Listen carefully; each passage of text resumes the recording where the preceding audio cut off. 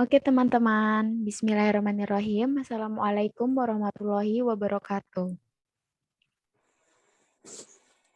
Em, Baik, kami dari kelompok presentasi minggu ini, kita akan mengajak teman-teman untuk berdiskusi tentang materi kita, yaitu tentang penerapan kebijakan full day school pada lembaga pendidikan Islam. Nah, sebelumnya kita perlu tahu nih, apa sih full day school itu? Jadi, menurut etimologi, kata full day school berasal dari bahasa Inggris yaitu full yang artinya penuh dan day artinya hari. Jika digabung, akan mengandung arti sehari penuh, sedangkan school mempunyai arti sekolah.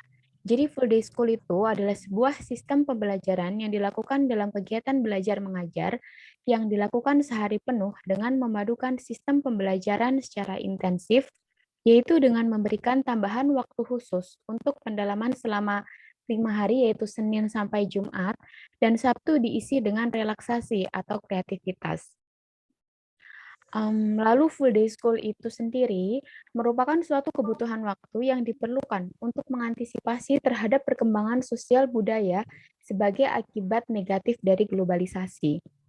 Nah, untuk full day school ini juga untuk percepatan perkembangan ilmu pengetahuan dan teknologi ya, untuk zaman sekarang ini.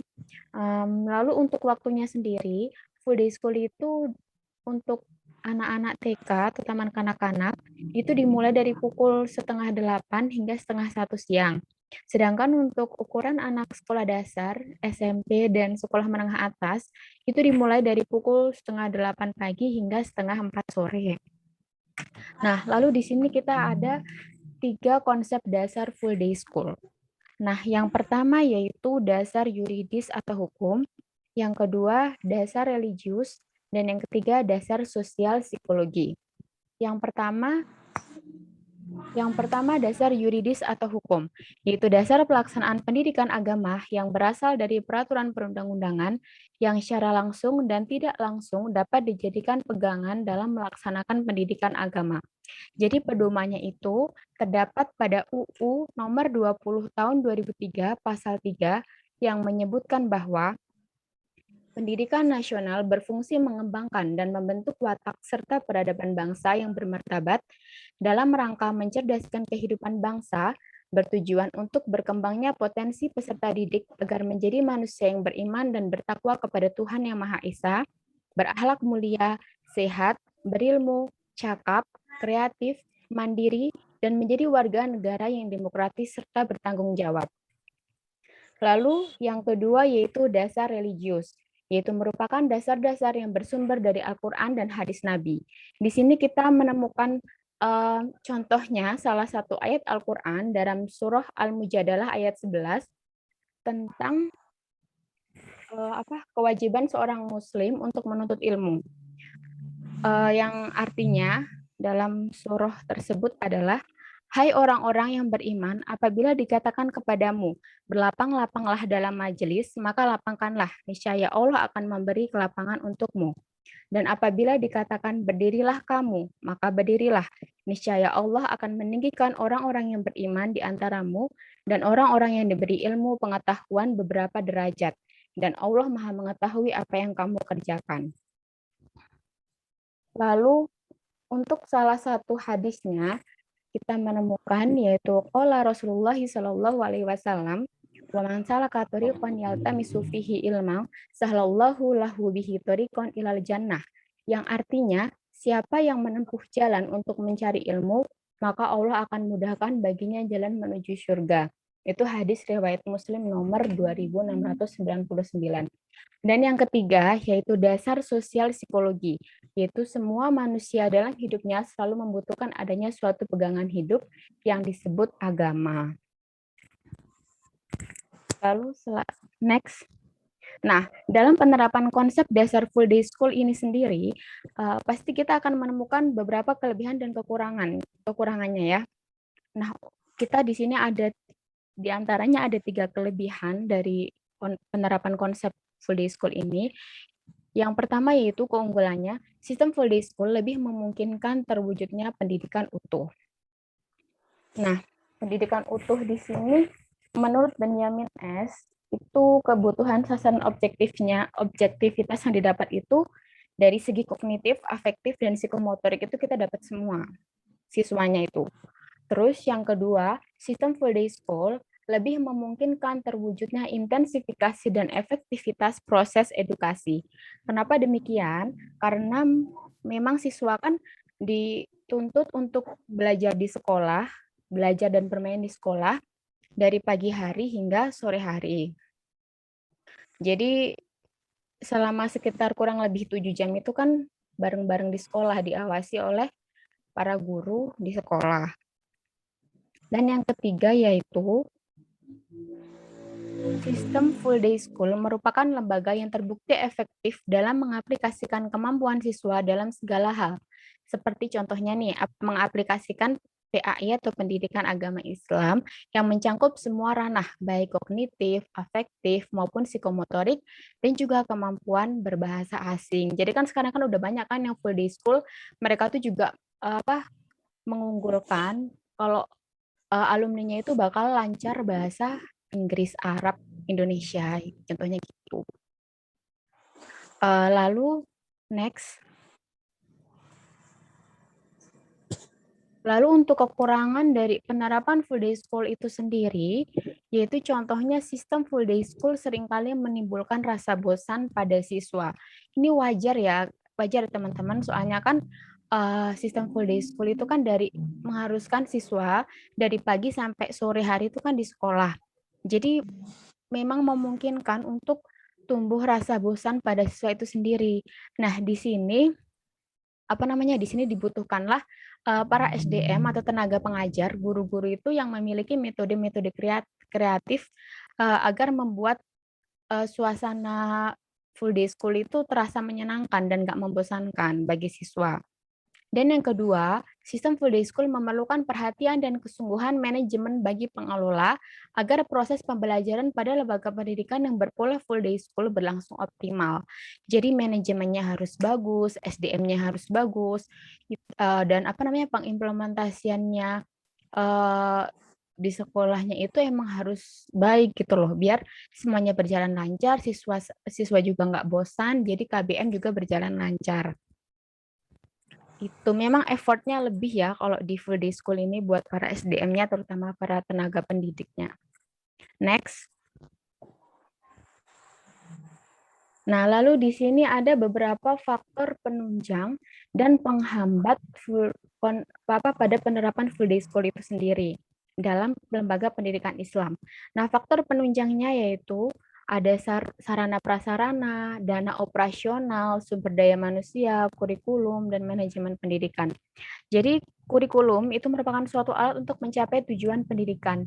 Jadi sukses atau tidaknya suatu instansi pendidikan itu memang kurikulum itu penting banget. Dia itu mengambil mengambil peranan sangat penting dalam berjalannya kelancaran KBM itu sendiri. Lalu yang kedua, manajemen pendidikan. Manajemen ini juga sangat penting dalam suatu organisasi. Tanpa manajemen yang baik, maka sesuatu yang akan kita gapai tidak akan pernah tercapai dengan baik pula.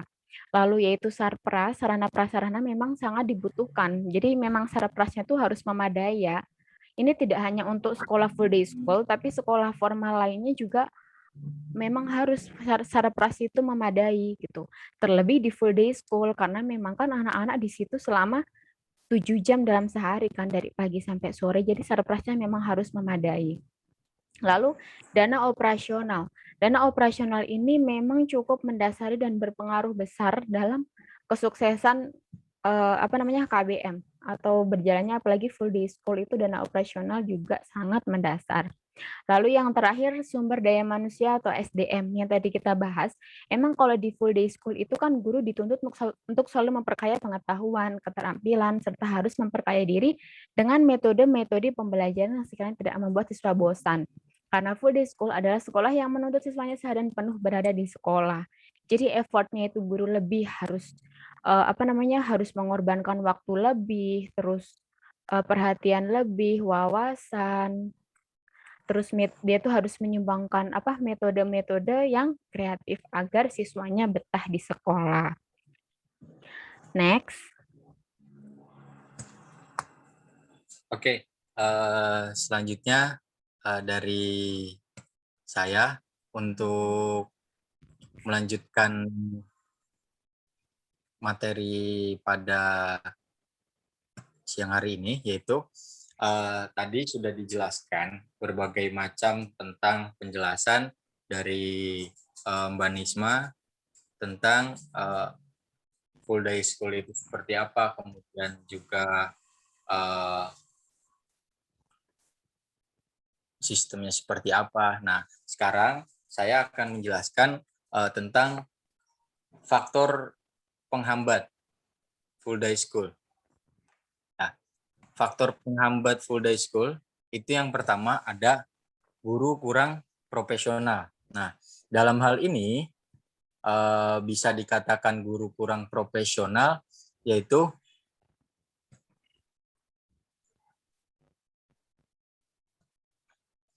keberlangsungan kegiatan belajar mengajar itu sangat penting sekali ya bagi para siswa maupun pendidik, peserta didik ya, untuk dipengaruhi oleh profesionalitas guru dalam mengajar kepada peserta didik. Nah, akan tetapi pada kenyataannya guru ini sering sekali menghadapi banyak faktor-faktor gitu loh. Yang di sini itu ada 2 faktor yang dapat menurunkan profesionalitas guru dalam pekerjaannya dalam mengajar peserta didik.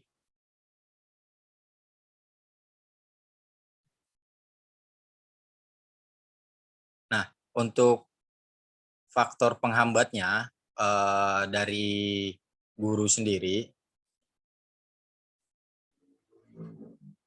untuk profesionalitas guru itu yang pertama berkaitan dengan faktor dari dalam diri guru sendiri, ya, yang mana pengetahuan, keterampilan, disiplin, kemudian juga upaya pribadi guru untuk kinerja mengajar kepada peserta didik itu sangat sangat penting bagi faktor untuk adanya full day school itu sendiri. Nah, untuk faktor yang kedua itu berkaitan dengan faktor dari luar, yaitu berkaitan dengan pekerjaan, yang mana meliputi manajemen, kemudian cara kerja, dan juga penghematan biaya dalam mengerjakan berbagai macam hal di instansi sekolah, dan juga ketepatan waktu yang paling penting. Itu faktor penghambat yang pertama dalam kurangnya profesionalitas guru. Kemudian faktor yang penghambat yang kedua itu keterbatasan sarana dan prasarana ya. Nah, ini sangat penting sekali. Tadi juga sudah dijelaskan sama Mbak Nisma tentang pentingnya sarana prasarana dalam membangun full day school itu sendiri ya. Karena sarana prasarana itu sangat penting dalam hal pengelolaannya, kemudian juga dalam hal mewujudkan keberhasilan pendidikan. Itu sarana prasarana sangat penting dalam penerapan sistem apapun seperti itu, entah itu full day school dan lain sebagainya, sistem-sistem yang ada di bidang pendidikan. Kemudian ada syarat penerapan full day school. Nah, syarat-syaratnya itu ada berbagai macam ya, karena kita tahu dalam melaksanakan sebuah sistem itu pasti dalam hal penerapan sebuah sistem pasti membutuhkan syarat-syarat dalam hal penerapannya. Nah, dalam penerapan full day school ini di bidang pendidikan itu ada beberapa syarat yang bisa dibilang syarat pokok dalam penerapan full day school ini di bidang pendidikan. Yang pertama itu ada dukungan dari orang tua. Itu sangat penting sekali. Nah, dukungan dari wali murid. wali siswa. Ya. Kenapa? Karena hubungan keluarga dengan sekolah itu merupakan suatu dasar bagi penyelenggara sekolah. Ya. Sebagus apapun sebuah program yang diadakan oleh sekolah tanpa mendapatkan dukungan dari orang tua siswa, orang tua wali, maka program tersebut itu akan sia-sia. Karena apa? Orang tua tidak mendukung anaknya dalam hal pembelajaran itu. Itu sangat penting. Itu yang pertama. Kemudian yang kedua, itu sarana prasarana yang tadi saya katakan juga dalam faktor penghambat full day school itu sendiri, yaitu sarana prasarana. Itu. Berbicara tentang sarana prasarana, maka ini tidak hanya menyangkut tentang gedung, tidak hanya tentang bangku ataupun meja ataupun buku ataupun lain sebagainya. Tetapi termasuk juga berbagai komponen yang ada di dalamnya gitu. Tidak hanya saya bilang tadi tidak hanya bangku, meja, buku dan lain sebagainya. Nah, dengan adanya sarana prasarana yang memadai, yang mencukupi, nah maka hal tersebut untuk menunjang berjalannya sistem ini, sistem full day school dalam hal proses pembelajaran kepada peserta didik itu mampu meningkatkan kualitas dan kuantitas. Nah, dan juga prestasi belajar dari peserta didik itu sendiri. Itu sarana prasarana. Kemudian yang terakhir yaitu guru dan tenaga pendidik atau tenaga kependidikan. Nah, guru atau tenaga pendidik atau tenaga kependidikan itu adalah ujung tombak dalam pelaksanaan pendidikan maupun pelaksanaan sistem full day school atau sistem yang lainnya seperti yang sekarang dibuat oleh Menteri Pendidikan ya Mas Nadiem ya Pak Nadiem Anwar Makarim itu adalah sistem Merdeka Belajar. Nah, itu juga guru dan tenaga kependidikan itu sangat berperan penting dalam hal pelaksanaan sistem tersebut. Nah, yang bertujuannya agar apa? Agar tercapainya pendidikan dengan maksimal, dengan efisien gitu. Dengan demikian guru itu sangat dibutuhkan ya dalam proses belajar mengajar karena tanpa adanya guru, tanpa adanya tenaga kependidikan, tanpa adanya tenaga pendidik, maka proses belajar mengajar ini tidak akan pernah terjadi seperti itu ya. Nah, mungkin itu ya presentasi dari kelompok kita tentang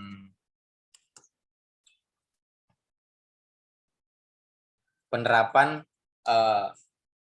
kebijakan full day school pada lembaga pendidikan Islam, yang mana tadi telah dijelaskan juga oleh Mbak Nisma dari tentang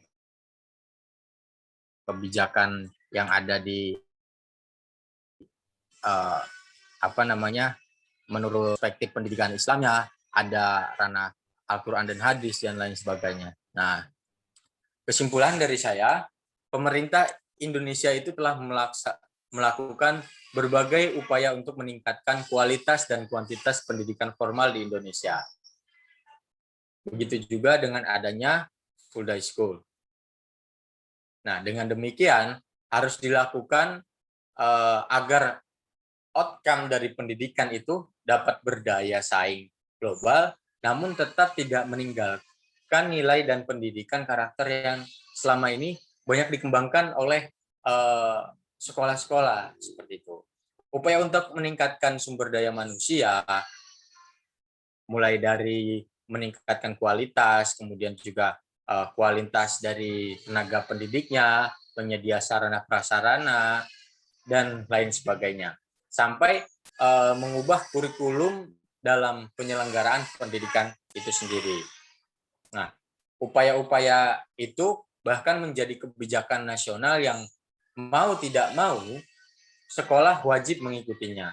Termasuk juga dalam sekolah yang menerapkan sistem pembelajaran full day school seperti itu. Entah itu lembaga pendidikan Islam maupun lembaga pendidikan formal lainnya seperti itu. Mungkin sekian dari kami, kurang lebihnya mohon maaf. Assalamualaikum wabillahi taufiq wal hidayah. Assalamualaikum warahmatullahi wabarakatuh.